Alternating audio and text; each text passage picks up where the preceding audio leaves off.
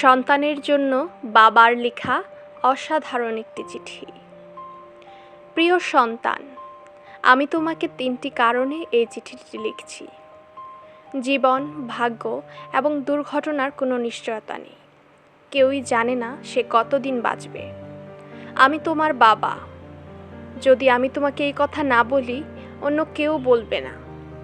যা লিখলাম তা আমার নিজের ব্যক্তিগত তিক্ত অভিজ্ঞতা। এটা হয়তো তোমাকে অনেক অপ্রয়োজনীয় কষ্ট পাওয়া থেকে রক্ষা করতে পারে। জীবনে চলার পথে এগুলো মনে রাখার চেষ্টা করো।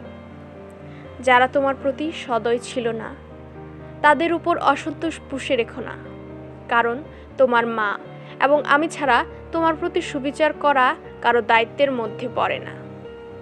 আর যারা তোমার সাথে ভালো ব্যবহার করেছে, তোমার উচিত সেটার সঠিক মূল্যায়ন করা এবং কৃতজ্ঞ থাকা। তবে তোমার সতর্ক থাকতে হবে এজন্য যে প্রতিটি মানুষেরই প্রতি পদক্ষেপের নিজ নিজ উদ্দেশ্য থাকতে পারে। একজন মানুষ আজ তোমার সাথে ভালো, তার মানে এই নয় যে সে সবসময়ই ভালো থাকবে। কাজেই খুব দ্রুত কাউকে প্রকৃত বন্ধু ভেবো না। জীবনে কিছুই কিংবা কেউই অপরিহার্য নয় যা তোমার পেতেই হবে। একবার যখন তুমি এ কথাটির গভীরতা অনুধাবন করবে, তখন জীবনের পথ চলা অনেক সহজ হবে, বিশেষ করে যখন বহুল প্রত্যাশিত কিছু হারাবে কিংবা তোমার তথাকথিত আত্মীয় স্বজনকে তোমার পাশে পাবে না। জীবন সংক্ষিপ্ত।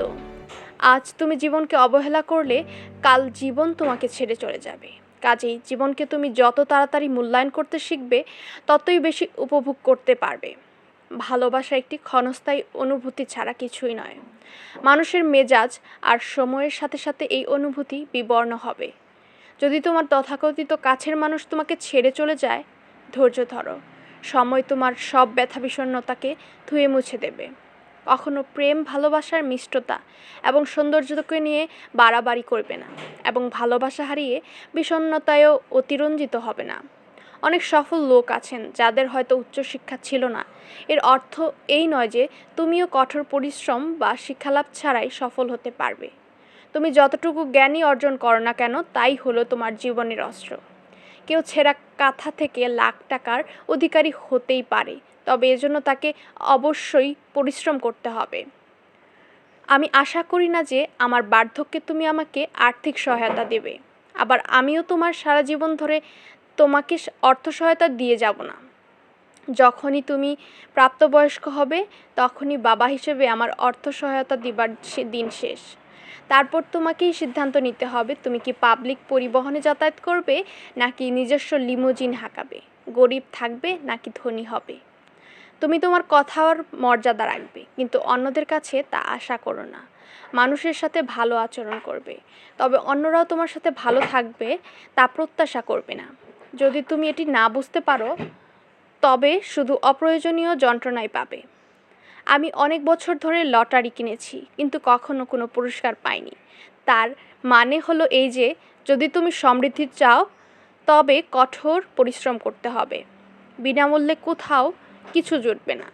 তোমার সাথে আমি কতটা সময় থাকবো সেটা কোনো ব্যাপার না, বরং চলো আমরা আমাদের সাথে কাটানোর মুহূর্তগুলো উপভোগ করি, মূল্যায়ন করি।